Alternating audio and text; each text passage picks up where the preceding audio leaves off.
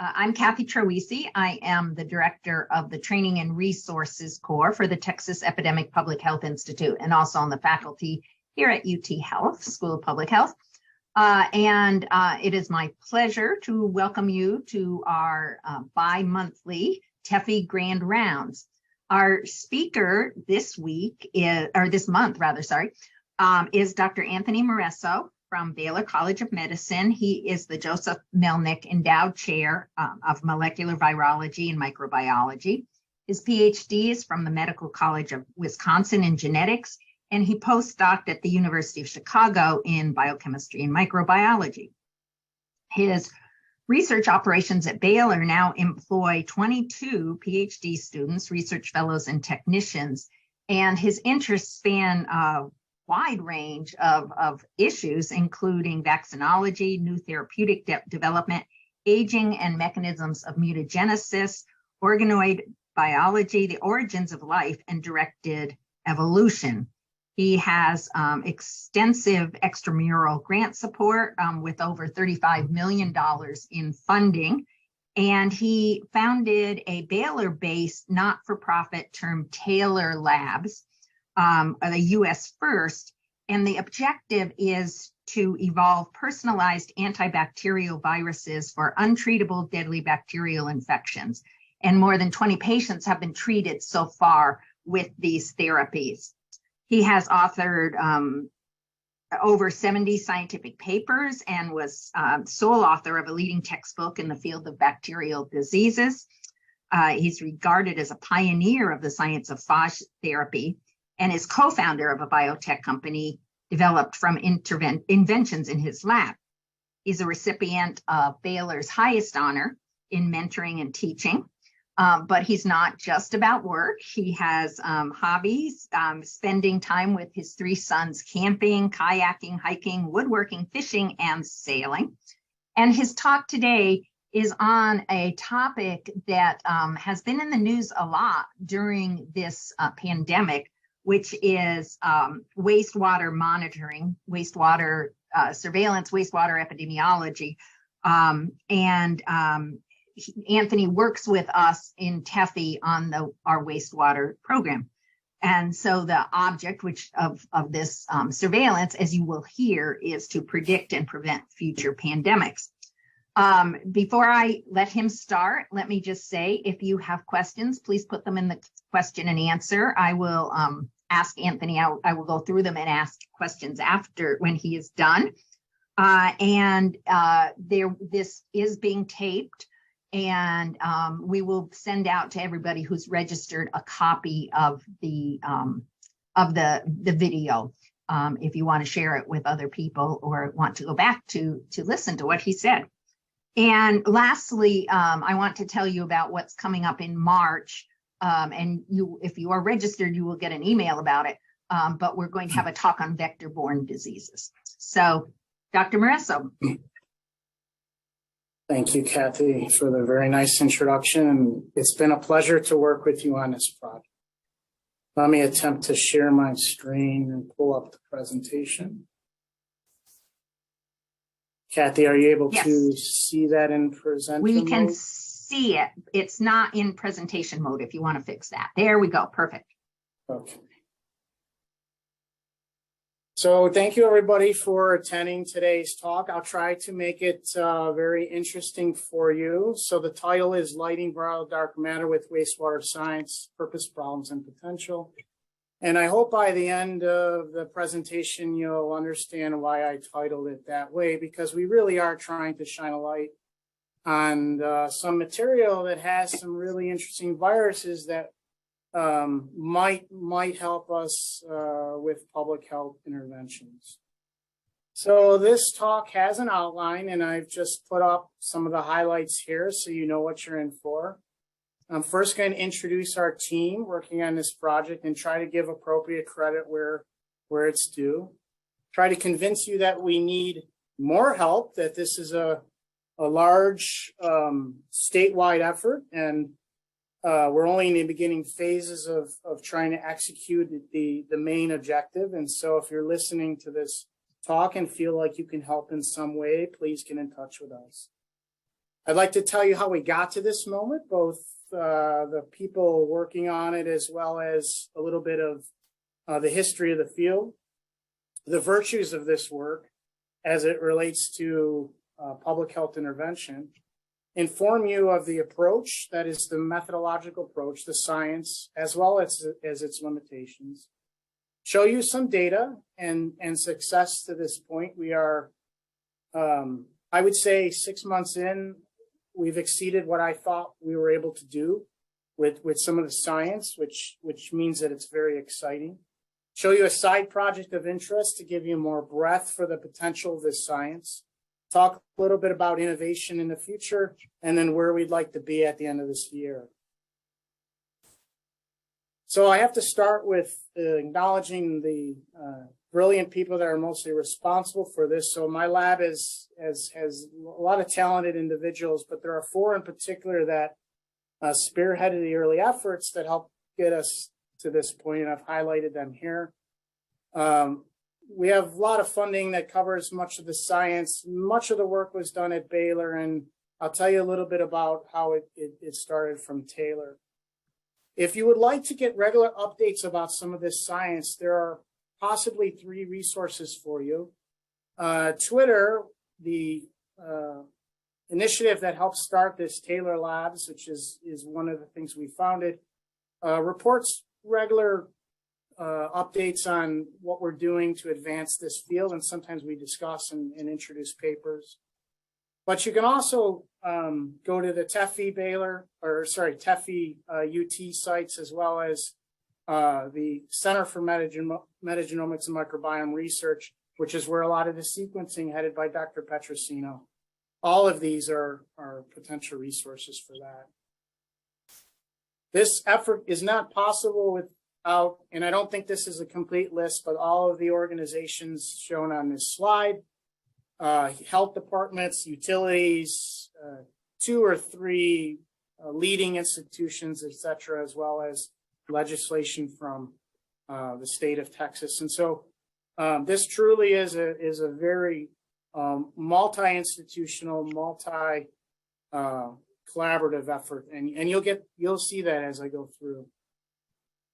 I tried my best to put together the team, what we're calling the TEPHI Wastewater Consortium, or the TWC.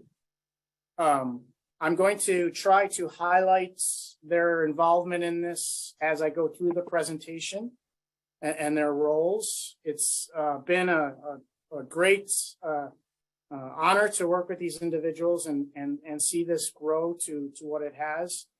But we're looking for more people. So again, the call out for if you feel you can help us in any way, get in touch with us. This is a group of public health epidemiologists, administrators, molecular scientists, biostatisticians, virologists, etc., and coming together to try to create this network. And we need you. I made that point several times already. So how did we get to this moment? So I'll start with a little story. So this is Dr. Terwilliger. He is Director of Operations at Taylor Labs at Baylor. And he is a former PhD student in my lab. And this is him lowering a bucket into a giant vat of waste material in 69th Street plant in Houston. He's kind of a tall guy, and sort of, if he reaches over too much, you can see he might fall into this. But the point is, he's looking for viruses. That's what we were going to this material for, as a part of something called Taylor, which is essentially a microbe hunting and microbe using center at Baylor. And so wastewater is an excellent material for human pathogens, human microbes, and in particular viruses. But at that time, in 2015, we weren't looking for human disease-causing viruses. We were looking for phage, which are viruses of bacteria. They infect bacteria, they kill bacteria. And here are some phage that we have found, and wastewater is a great source of them because that's where bacteria are. And you always go to where bacteria are to find phage. But the point is, the material has tens of thousands of different viruses. Not only phage, but human viruses, plant viruses, animal viruses. And that makes it a great resource to understand where viruses are coming from, where they've been, and what they're doing. So when the pandemic hits in 2020, we asked ourselves, what can we do? How can we make a contribution? We cannot, as infectious disease scientists, we can't simply be idle and not contribute to this in some positive and meaningful way. And we knew from some literature that SARS was a virus that potentially had a gastrointestinal tropism, meaning it likely infected gastrointestinal cells. SARS-1 and SARS-2, patients that are infected with that virus show symptoms of gastroenteritis. They often have diarrhea. And so that led to an idea amongst our group that maybe we can detect SARS in this material. And we had years of it prior to 2020. Now, I will admit to you that we did not envision, we weren't visionary enough to see that detection of SARS in this material would be as prophetic as it is now of what's about to come for SARS outbreaks, right? But we did think that maybe we can tell people when SARS entered into Houston or how early it was detected. And so we were assessing these samples by RT-PCR, and we didn't get any hits. And this reminded me of a story from history, and this is how I'm going to tell you this field started. In 1939, there was a plane that left Detroit on its way to Connecticut, and it was carrying a package of human sewage from Detroit utilities. And these two individuals, Dr. Paul and Dr. Trask, were taking that material and they were injecting it into monkeys. Why were they doing this? Because they were attempting to prove that that material caused polio in these monkeys. And as far as I could tell, they were the first ones to recognize that an epidemic of polio occurs within a city. There must be ample opportunity for the virus to enter the local sewage system. So they recognized the link between human tropism, it being found in sewage, and then maybe using that to get ahead of outbreaks. Houston was one of the worst cities for polio for a long time. This image is one that always makes me feel bad about that period in our history, because these unfortunate individuals would get paralyzed from the infection. This is an iron lung keeping this, what looks like a teenager, alive. And it was so bad that Houston actually formed a whole polio center where they had dozens upon dozens of these iron lungs going. And it was one of the first polio treatment centers.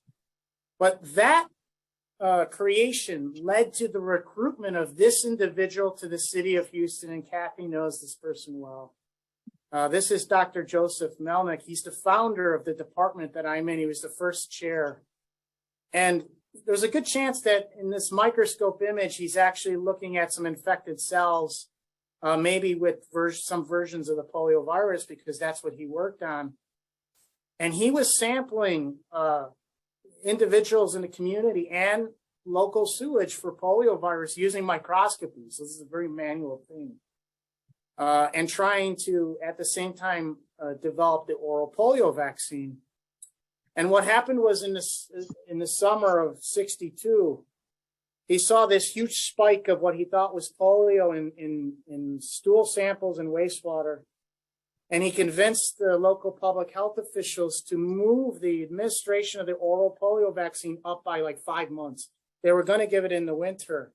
And he convinced, because he thought that the city was going to have an outbreak. So this is a really good example of how this material informed a public health decision at a more population level. And this is also a good example of wastewater-based environmental virology, maybe the first. So the premise is simple. you are a grower or a host of pathogens. You're a pathogen incubator, but you're also a pathogen dispenser because they use you to spread. Have we appreciated that more than ever than with this recent pandemic? But what that means is that if you know where to go for the material, if you become a pathogen collector, you might be able to detect it. And so things we do daily that are pretty consistent, at least I hope for most of us, and more or less out of our control is use the restroom, use the toilet. And of course, if there are pathogens in the material you put in the toilet, it's going to end up somewhere, and all we have to do is go there to detect. So I kind of want to have a conceptual diagram here to show you what I mean about sort of the power of this approach. We all know about the controversies of individual SARS nasal testing in the early days, or any test for that matter, where an individual is in question, right? The individual is a rate limiting sort of determinant here. So imagine this circle is like all of Houston's population, right? Individual testing. This is what your map looks like. Few red dots amongst a sea or a circle of possibility. So you're missing most of the virome. You're not capturing dark transmission, as I like to say, or most of the virological presence in the entire population. But with wastewater, you could fill in the gap. So because it's such a communal source of all of our material that it's a picture of a global assessment of a population. And if you have individual plants that are geospatially partitioned in that circle, then you have greater resolution. And so you could fine tune within communities what's happening. And so it is potentially a warning system and a global community warning system. Maybe the most significant example of this was we went from Wuhan to Lombardy to New York, right, in the cascade of cities that fell to SARS tyranny. And so this is the case reports and deaths for Italy and that city at April of 2020.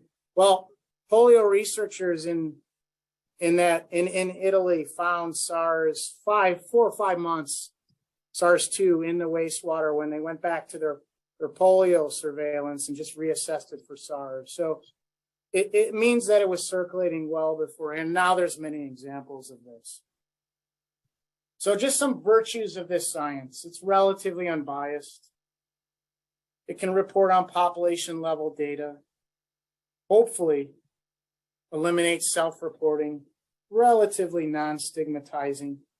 Could be stigmatizing for communities, but individually not so.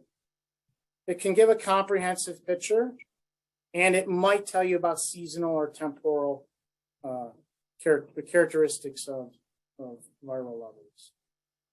And it's been done and used for other things. So drugs of addiction, pesticides, mutagenic chemicals in wastewater. There's more and more reports now about tracking antibiotic resistance elements or antibiotic resistant bacteria. Even transcriptional signatures for inflammation, and probably the microbiome soon too. But we're talking about its use in viruses. And this is really the fundamental molecular premise behind it and why it's possible for microbes. So when you wish to detect a substance, chemical or something, your detection mechanism really relies on the chemical structure of that substance. What that means is that you have to develop a specialized procedure for that particular substance. That's challenging. It means across a platform, you can't have universal detection. It's more difficult, at least with current technology. Mass spec can get you closer, but even that has to be refined for the particular substance you're looking at. But with microbes, they share certain chemical features that is common to them all and all life. And nucleic acid is what we all share. Nucleic acid as a structure is actually quite simple. It's similar in most of its structure along an entire strand for any microbe. The only real difference is the composition and the order of its 4 key chemical ingredients. But what that sets it up for is a detection method that can be more universal. And PCR is the example of that, as well as sequencing off oligo-based priming of nucleic acid has been generated in a synthesis reaction. That's the first feature that makes this science really possible. The second is that the method itself amplifies the signal billions to trillions of times. That doesn't occur for chemical-based detection, or at least it isn't easily achieved, right?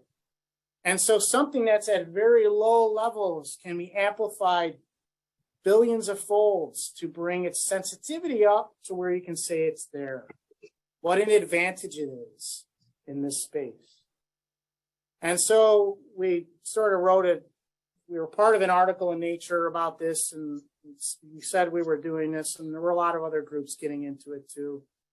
But the way it started was that Dr. Hopkins at Houston Health contacted Baylor College of Medicine, asking if there's anyone here that would be interested in possibly creating a detection platform for SARS. We are already detecting or trying to detect it by PCR, and already had shown that we were successful with some samples that we were getting from the plant, and put in touch with Lauren. And so we got together to form a team whereby essentially if Lauren can, with the utility and public works department, sample all across the city. And this is what they do, is they put these catch samplers, these 24-hour composite samplers in the manholes at strategic locations, and it accumulates the material over a defined period of time. It gives a more consistent sample than a one grab, one off sample. That if we can somehow get this material and pioneer around detection of the virus, maybe we can create a detection system that was high throughput. And so, every Tuesday we received sample from 39 sites at Baylor, roughly 250 milliliters of material. And I'm going to tell you a little bit about the platform in a moment, but there was this filtration and capture platform to sort of enrich for the particles or the viruses. And we were fortunate at that time at Baylor, there was an investment in a high throughput testing laboratory, Dr. Piedro and Vasante. And so there was a robotics based RT-PCR detection platform. So we didn't have to do this by hand anymore, right? So let's try to integrate Lauren's capture Houston-wide collection system with the new capture method, with the detection method. And we partnered with Rice University that was innovating around methods to do similar technology. We basically formed a 2-unit system or team to do this science. And then there was a statistical analysis team led by Dr. Enzer, and she's largely responsible for a lot of the predictive modeling that you've seen maybe on the news or on the dashboards for SARS and wastewater, along with Dr. Clark, who is part of Taylor Labs and is doing a lot of data analysis. And so started to develop the capability to assess viral levels, SARS-CoV-2 levels in multiple areas around the city of Houston. And then think about how we could kind of do this at a level that was very comprehensive. And I just like to show this as an example because these were all the sites that we were assessing over the first period in which we were doing this. We did this for about 18 months. And then Houston Health took, once it was really rigorous and the pipeline was more high throughput, as they did in-house. But this shows you sort of signal here is red is like viral levels increasing, right? This was our first bad summer outbreak where levels were really high in the community. You could just see all sites were basically all sites lighting up. And then blue is when it's kind of going cold, but this gives you a conceptual map of how, areas around a city, a geographic area, are lighting hot or cold at any one moment in time. These are flashes of outbreaks, right? This is what the virus is doing to us as measured by its levels in wastewater. And then, of course, the biostatisticians were able to find very good correlations between the wastewater here in green and the nasal positivity rate, et cetera. And this has now been shown dozens of times over in many publications and papers. And it occurred at sites around the city too. So it's not just like an entire city's assessment, but you can really break this down into certain areas that have better or worse correlations with viral load. And that led to one of the dashboards that is currently put up by Houston Health that's maintained to this day, where they report positivity rate and viral load over time. That is often a resource for what the hospital communities should think about doing as they prepare for maybe higher admission rates, et cetera. And I'm going to get to Eric Borwinkle in a second here, but I've seen him show this before. This is, if you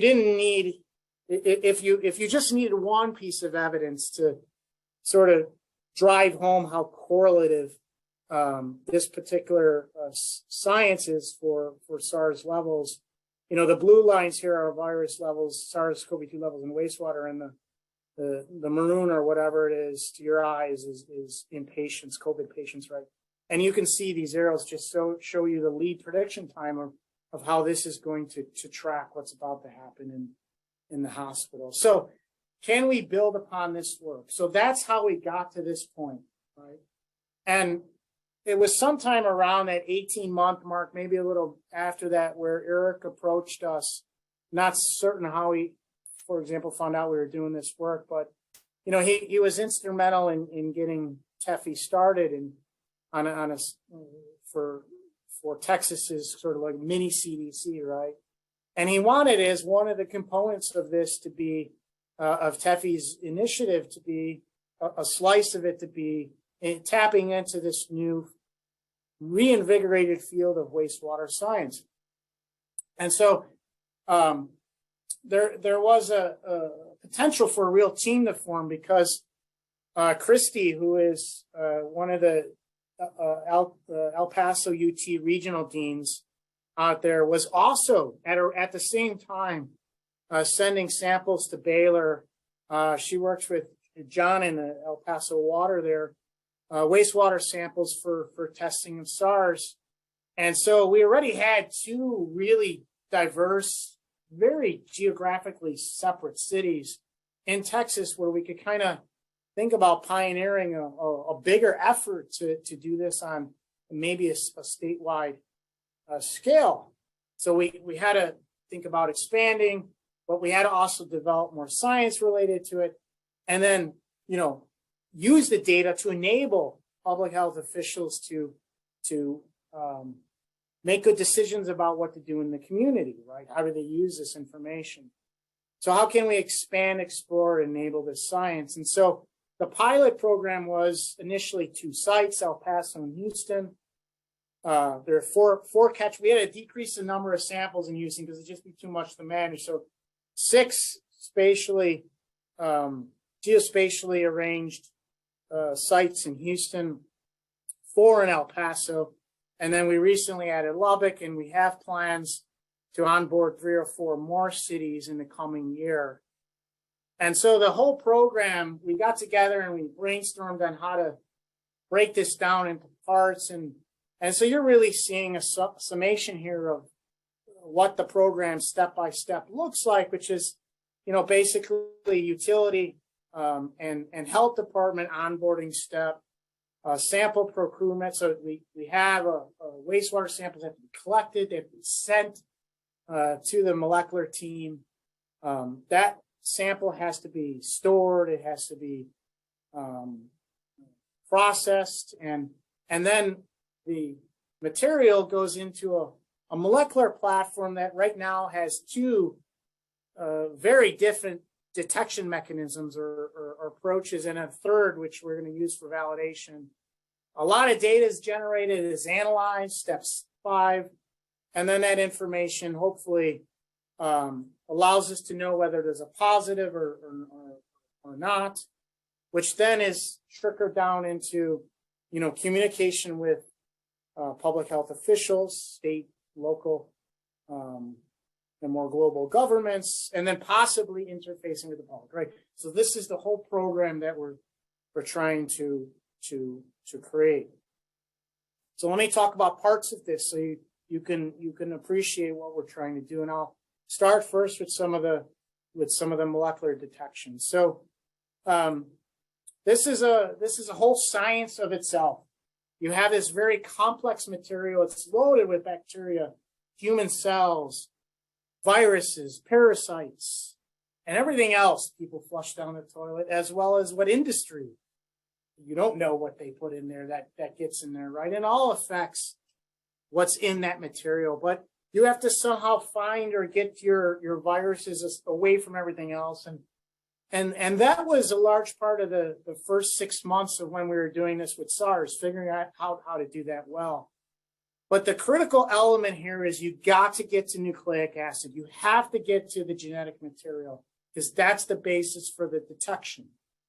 And so you have to enrich for the viruses and then break those, viruses open and get the genetic material out. And that's the detection element. So once you get through that, then the nucleic acid is loaded into when we conceived of doing this, we knew it was achievable to do this for on a very targeted manner, but we wanted to have a second sort of orthogonal approach that could validate the first approach, but also add more breadth to our detection. And the hope here is not just to do SARS-CoV-2, but to do all human viruses or every virus that would end up in this material. So we have this broken up into what's called the targeted approach. And these are the viruses on our targeted approach list. Obviously SARS and variants, and then others of public health concern every year, right? Flu and respiratory syncytial virus, RSV. These are respiratory infections of people and kids. Norovirus is a cause of very bad gastroenteritis. It's an obvious candidate because it should be in wastewater material.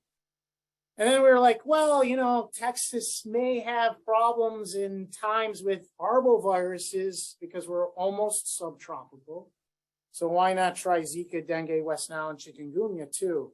And we added monkeypox after it started to become a problem in this country later on. So that's part of our, these are viruses on our list that we should always be thinking about. The rest of the platform is everything else. We call it agnostic, or you can think of it as comprehensive because it's kind of without knowing. What is there that we don't know about that hopefully we can detect that might also inform us in a public health manner? So that's a big moonshot trying to accomplish that, right? The everything else. And that is largely a part that I'm going to tell you about that's very novel with our wonderful CMMR team that we're working with. And then the hope is to get to this level, right? Where we have prevalence, spread, trends, variant track, and recovery, all of these nice metrics that allow us to report on these viruses with time. And this is to capture the human virome using wastewater as material. And it is a large group of individuals that are involved in various components of these, even on the molecular side and downstream analysis side. So I'm not going to take too much time to go through this, but it's quite a task to get from wastewater to, a graph. These are some of the steps that Joanne, who's a part of this team, has diligently broken down for us. I think this is a recorded presentation. You can have access to this presentation. You can read about some of the things we do here. But basically, in summary, we try to get rid of everything we don't want. We try to capture everything we do want. We try to get DNA or RNA from what we do want. And then we use amplifying and sequencing-based methods to tell us what's there, and then put that in a form that people can understand, right? Okay, so now when we started this project, I will tell you that we talked about every reason to not do it. And there are lots, right? And so when you think about challenges, sometimes you can talk yourself out of doing things. And so I want to tell you about what the field can talk themselves out of doing with respect to this science.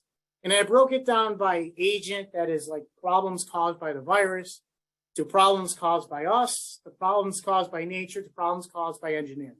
So it's color-coded on the right side here. I'm going to take you through the list, and I'll tell you that I'm sure that all of these things at some point influence our ability to detect the viruses I'm going to tell you about. But the great thing about the technology is I think sometimes it cuts right through some of these problems. And so we learned by just pushing forward that we were surprised to see that we can detect things that maybe are less influenced by some of these problems. But you should know about them anyways, just in case you get involved with this, right? So first, the virus that you're after essentially has to show up in wastewater, right? So you either have to shed it, or it has to be excreted, or it has to get in there in some other way. So the natural history of the infection is probably an important consideration for the virus or pathogen showing up in the material. But it also has to be stable in that material. And this is a chemically complex environment, environmentally influenced sewage, right? So it has to be able to last there.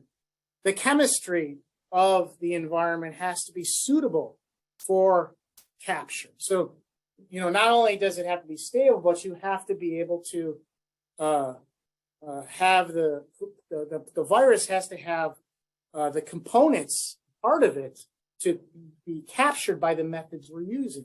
So we use electrochemical methods of capture.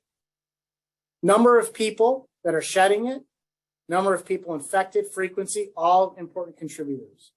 The environment, temperature, I'm sure affects this. Rain, right? So what is it sitting in? Not all utilities are equal in the environmental control of the catchment area. Transit time to site, frequency and volume of collection, capture and detection technology, and then inhibitors of the process, degraders of nucleic acid, and competitors of nucleic acid. So all of these are potentially problematic in this sense. But if the molecular methods weren't challenging enough, what about all the public health stuff that follows after you have the data? Just getting to the point where you can say and tell somebody, like, we have a signal, the virus is there, is challenging, right? And so the consortium is developing scenarios whereby, depending on the methodology used, we will either be able to say, like, it's very likely, less likely, not very likely, or don't worry at all, right? So these are some of the challenges we're doing, addressing on that side, as well as developing a chain of command and a platform for where the information goes once we know we have a detection event. Not going to get into all of it here, but this is sort of our roadmap for how to break that down. Because eventually we want the information to get in the hands of the people that can educate those involved in the public and those involved in the clinic to be able to get ready or know that this is happening. Okay, so I'm just going to end the talk here with a little bit of data to get you excited about where we are at this point. And so we start with our, I don't want to give it any positive, nickname, but it is sort of our control for the process, because SARS is so good at now being detected and is a good correlate to public health in this area that's the first thing that kind of has to work, right? And so here's El Paso and Houston, SARS levels by the targeted method with time all the way up to the beginning of November. I'm going to show you some updated data soon. And here's our summer wave, and you can see that basically, all the sites are positive during that time. And then here's it broken down by city.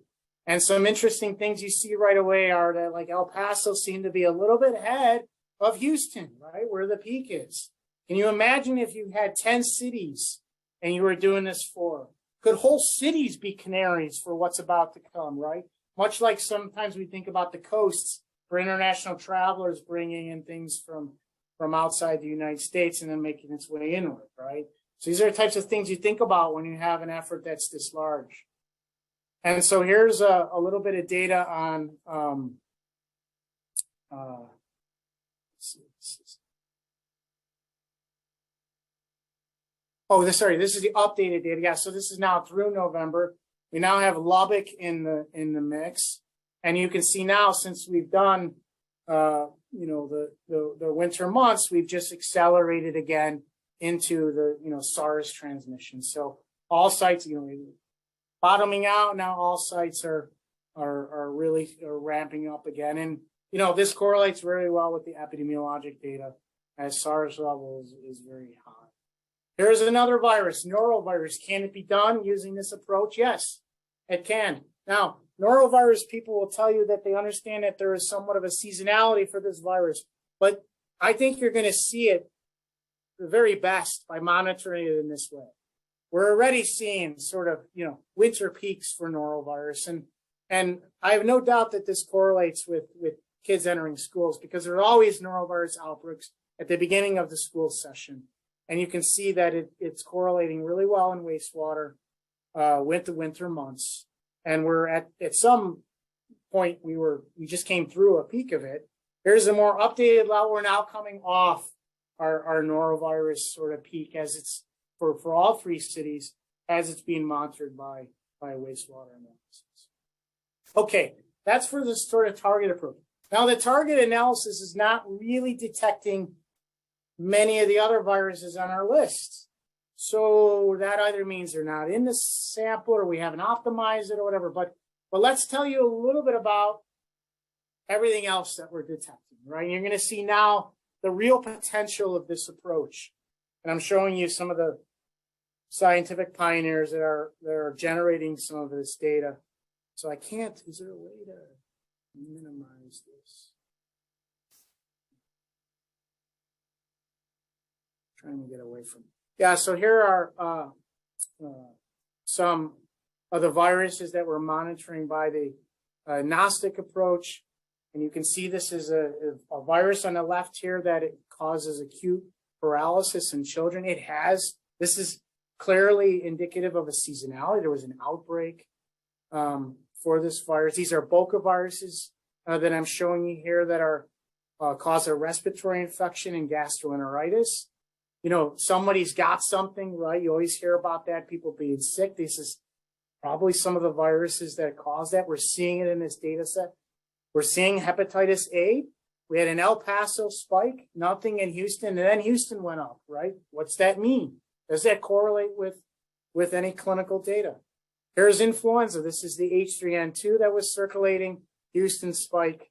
Monkeypox here in Houston in the summer months, nothing or very little of anything in El Paso. Norovirus and different norovirus variants with very different genomes. And you can see the very different curves they're showing. SARS-CoV-2 on the left here, detected by the agnostic method. And I would say, as almost perfectly trend-wise similar to the targeted method, which means that you can monitor this by sequencing-based technologies too, right? Here are all the adenoviruses that we're seeing, which are causes of respiratory infections and gastroenteritis. And just looking at some of these sites, right, you see that sometimes they look similar between Houston and El Paso, and then sometimes they look very different, like human adenovirus 6. Is that reflective of two cities having viral transmission for that type of virus at different periods of time? I think only time will tell us if, in fact, that's true. And there's lots of different ways we can represent the data, and we're learning how to do that.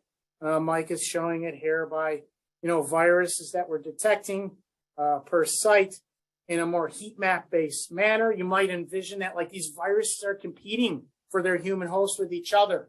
Might you see some viruses relatedness come in at some point. They're blocking another, then the immune system starts to kick them out, but then that opens it up for another type of virus. I think these are types of things that we might be able to say are happening. Here's some of the updated data for some of the viruses I just showed you. So, the thing you're seeing is like these classic infection curves, right? Up and down, which we believe is probably reflective of their levels and their transmission at any one time. And this influenza data is very characteristic of the epidemiologic data that we were seeing from the clinical testing. And so it's encouraging that some of this is correlating with other clinical data sets that aren't using wastewater as the detection sort of samples. There's updated adenoviruses now for 3 cities, up and down trends that we're seeing. So, this is sort of like what we're doing. And the hope is through this year, we will be able to tell you more about seasonality as well as other viruses that we might be able to detect. But I want to close here with showing you the potential of this science, and that is to detect HIV. So if you had to pick a virus that you would say, you're never going to see that in the wastewater because this virus hides itself in cells and tucked away and isn't really replicating off and isn't exterior to cells. You'll never see that in wastewater. You say, well, what about if we try to detect HIV? There's this dark matter of HIV transmission where we're not able to end this epidemic because of this dark matter of transmission. 40% of infected individuals are not on antivirals, and they account for 35,000 new cases of HIV each year. And this is what sustains this virus in a population. So can we monitor this dark transmission through other mechanisms like wastewater-based epidemiology? And so the suggestion is that, for many years you saw HIV was being detected in stool of people and even in urine, so it might be in wastewater. And in fact, it is, right? So we got 2 different genes from the HIV genome that we're detecting by PCR at all 6 sites that we're assessing in Houston, especially at sites where we know there are HIV-infected individuals. We detect DNA form of the virus, which means, and it's in the solids of the wastewater, which means it's in the cells in the wastewater. So this opens the door to the possibility that we can detect viruses that are even hiding out in human cells. And it's a whole nother level of virology and epidemiology that this science will allow us to tap into. And we proved it was HIV because we could cover 100% of the genome. So we just have a model for its shedding in the wastewater. Okay, in summary, we developed a wastewater viral tracking methodology for SARS-CoV-2. It was used to inform public health decisions for the city of Houston and is still being used. We adapted the capture and targeted approach for other viruses of concern. We now have, through this TEPHI initiative, a sequencing and metagenomic-based approach for collecting the whole virome for wastewater. We are regularly sampling now for 3 major Texas cities, and we're innovating around sensitivity, rigor, and integrity. It's encouraging to see that the United States government is very interested in such science. There's a national wastewater surveillance system. The CDC is patched into these wastewater surveillance sites, mostly with SARS-CoV-2, but I think it's going to expand other viruses. And there's lots of room for innovation that we're undergoing too in the laboratory. We recently acquired a digital PCR machine as a result of this initiative. This is going to increase the sensitivity for viruses that we're not currently detecting. It's potentially several orders of magnitude more sensitive. And so things like polio and measles and vaccine preventable viruses, and even ones that we're all concerned about like Ebola, might be able to be brought into the fold by such a sensitive technology. We need to do a lot of science around loss of viral signal with time. That'll help us improve detection too. And biodistribution of signal. I mentioned solid versus liquid. And I didn't talk about RSV here, but this is data right from Visante today that we can show you that, we didn't really see a lot of RSV in the supernatant of these samples, but when we use the solids, we do see it. And we go back to the solids for this period in time, and now we're seeing RSV. So that will probably bring RSV into the fold, right? But you wonder, why is it detected in the solid collection? Deep sequencing of this material to track viral evolution, expansion, and other problems. And those other problems are, if you just sort of creatively think outside the box a little bit, I wonder if we can detect cancer alleles in the population in certain people. That's sort of a bioethical question too, but, certain groups of people in certain areas might have genetics. We know that already through large GWAS studies, but can you actually pick that up on a population level in wastewater? Antibiotic resistance is also fertile ground for this. The entering of genetic elements or bacteria themselves into cities, and then informing clinicians that maybe you don't want to use this antibiotic anymore and switch over to another one so you don't drive resistance up in your local area, I think is definitely. I have a dream of possibly sequencing across the region of the genome that is responsible for making neutralizing antibodies to be able to predict B cell and essentially neutralizing antibody based detection for vaccine uptake and when it's starting to wane in certain areas of your assessment, right? So like what groups of people don't have any more VDJ recombination such that they have likely neutralizing antibodies to vaccine preventable diseases, right? If you think a little bit outside of the box, that's probably possible with this technology. And then what about like odd stuff? Like what happens to like stress levels in wastewater as a category, 4 hurricane is approaching Houston? And does stress level increase or correlate with crime? And therefore, should we then put like more police on the streets because a fraction of the population is going to have so much stress that they're not going to be able to have impulsive control when it comes to crime, things like that. It's also very ethical in the sense of, we're going to have a whole field of what is and isn't fair game to assess here. But these are things that these are discussions that we should be having. So we aim to cover more people in the coming year. We're about at 20% with, you look at the cities we're doing, we want to have 40% by the end of the year. We want to be able to develop a pipeline that we can share with others so they can implement similar system elsewhere. And we want to be able to integrate this detection platform, our analysis and science with the public health network here in Texas so that it actually has usable value. So why this matters: wastewater is a canary for community health. It gives us the information to act. We want to use that information to make good decisions and use that information and those decisions to hopefully improve public health.